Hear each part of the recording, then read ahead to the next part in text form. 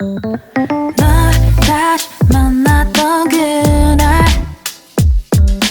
하필이면 꿈이지도 않았는데 눈이 마주친 순간 빨개진 너의 얼굴이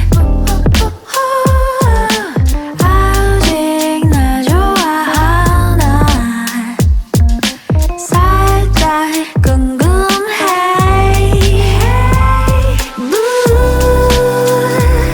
몰래 다가가 놀래켜볼까. 이번엔 뭔가 달라.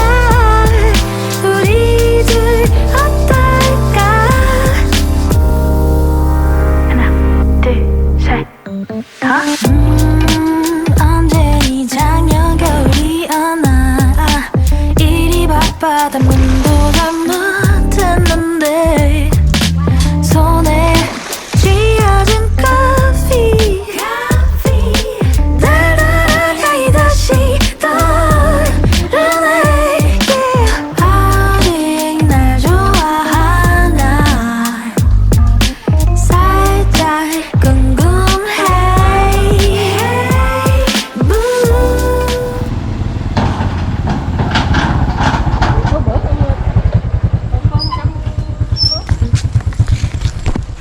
Thầy lên luôn thì em giữ ghe cho.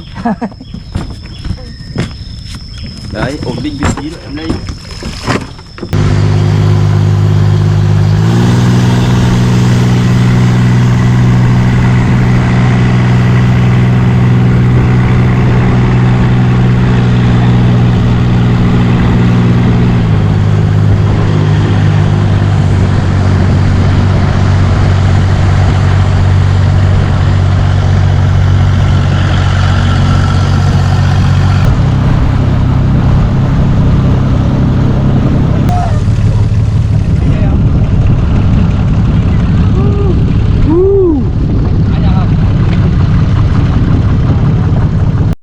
Đi xe trung chuyển giống đi taxi nữa vậy. đây là đi xe trung chuyển nha, rồi lấy đi em giữ ghe cho. Ô, chưa gì phải đeo phao tay sớm là gì. Cho ăn. Rồi thầy lấy đi. Chơi.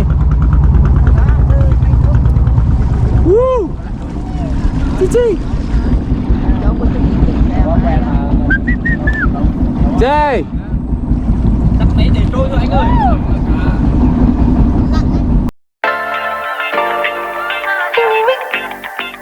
Hi, let's go. Alright, let's take a look at our weather forecast today. Today's forecast, a lot of sunshine, blue skies, marine clouds. Just a perfect day to go outside and relax. That's your forecast. We'll be right back. Yeah, sunny days, sunny days, sunny days. No clouds in the sky, about to get away. Feels like it's been a freaking decade. Sorry, don't call me cause I'm gonna be on break. Sunny day, make way. All the stress and doubt, yeah, not today. Feels like it's been a freaking decade. Sorry, don't call me cause I'm gonna be on break. Got the Tropicana, fresh cut sushi on a platter. Brandy, Henny, it don't matter, shots. Till I drop, gonna be 24/7, golden hour like a boss. And they say, yo, guess you got a 2 o'clock appointment for a champagne shot, oh yeah.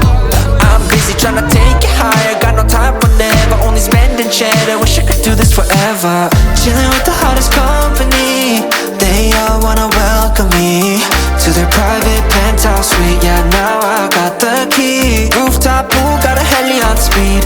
Ocean view from the highest peak. I'm complete, oh I want this to stay.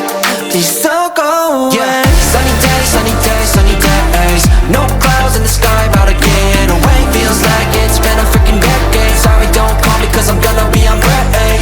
Sunny day, make way. All the stress and doubt, yeah, not today. Feels like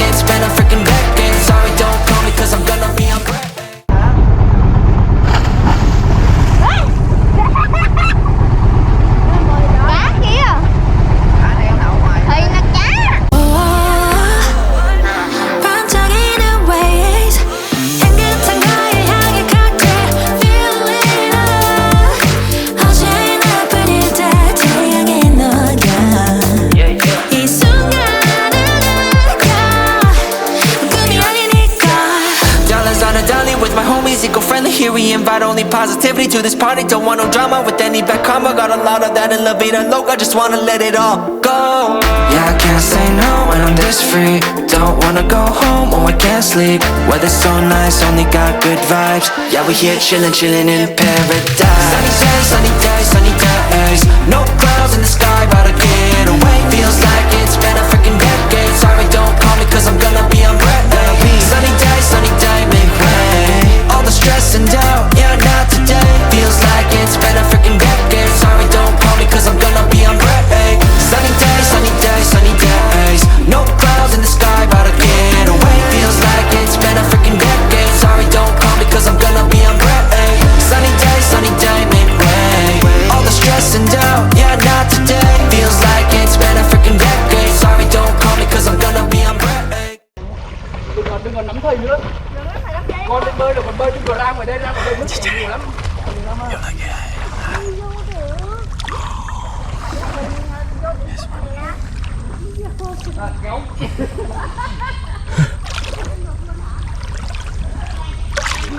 Đừng có bơi ra ngoài kia nước chảy ghê lắm. Có bơi đâu, nó tự trôi mà. Càng bơi ra giữa là càng chảy. Đèn. Anh này, nó tụi thục ở dưới.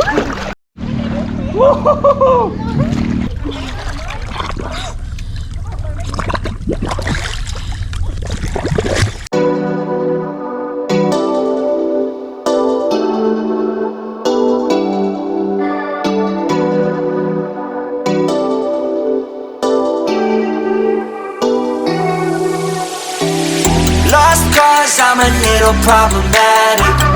감당 할 수 없어 thinking reckless. 똑같은 실수를 반복해. 이건 habit. You help me when I'm slowly falling. Heart of gold, will of steel is what you had. Pick me up when I was sinking in quicksand. You piece me together with your ripped hands on. I'm 모르겠지, but you gotta understand. With you I'm safe, under the brace. Take me far from all the danger. I can't explain the way you got me feeling.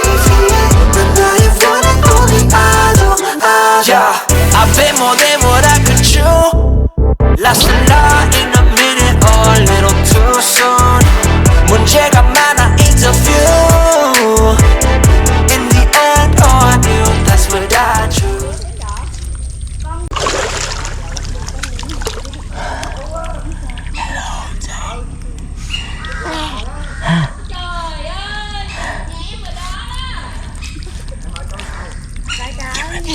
Thằng chéo chạy.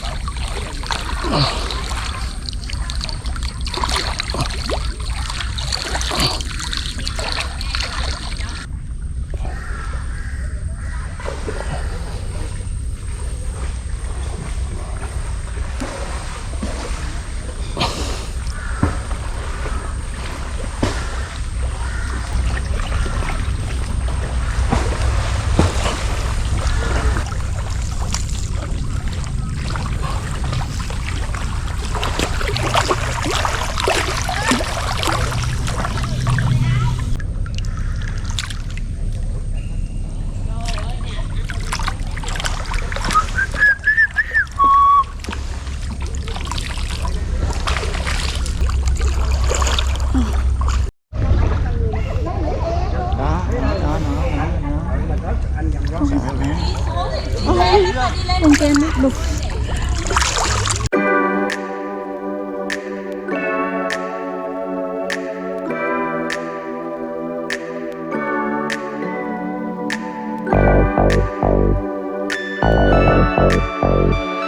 Yeah.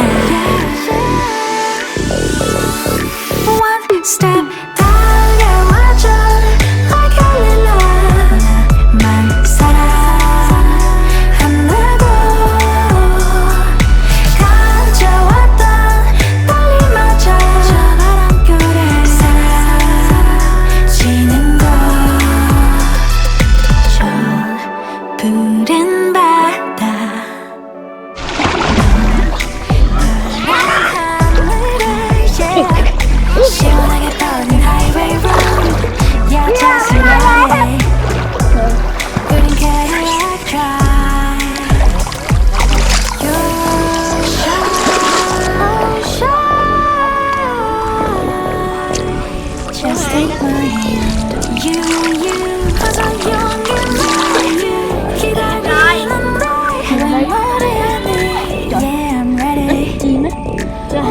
đi. Step 달려와줘 like I love Ra đâu đi.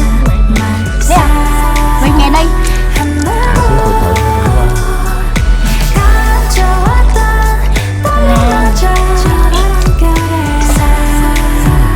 사라지는 것 미녀서 잠깐 거릴 거 Chết gì vậy? Chết rồi, chết rồi không hoạt động. Chết rồi. 눈부시게 빛난 모래 위 걸음 slow Xuống nước down rồi. Rồi, nhưng mà hạ nó xuống nước như thế nào? Không được không? Không được không? Không được kẹt từ lâu quá. Con sợ con cua lắm. Còn con cua nữa cạn. Con cua không sao nha, rất giỏi cứu thôi. Không cứ bắt mình, không cứ bắt cậu anh thiệt đâu. Nhưng mà có ai đặt bại ở đây nè, hướng bị nhốt, tội nghiệp quá à. Trời ơi, tội nghiệp.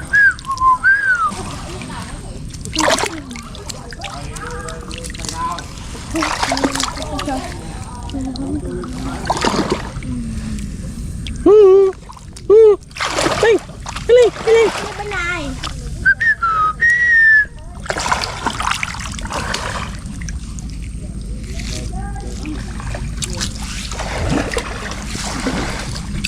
Cứu rồi.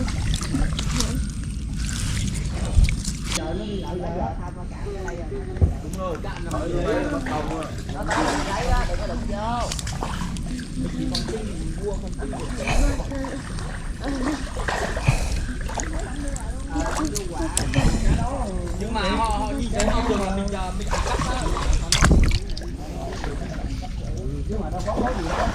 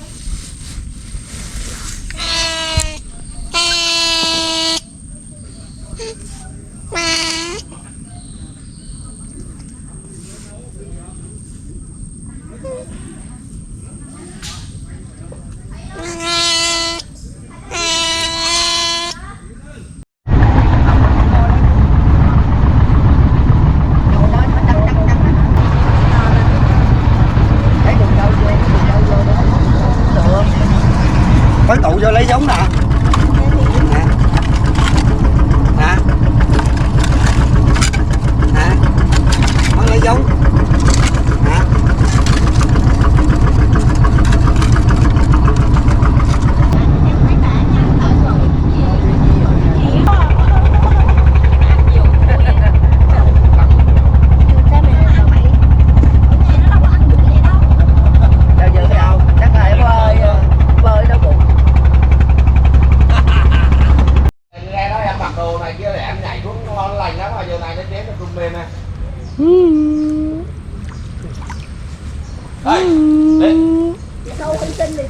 Lên lùn áo ra. Đi ra ngoài này bơi với đà. Có gì uống nước rồi đo là vô thôi chứ không.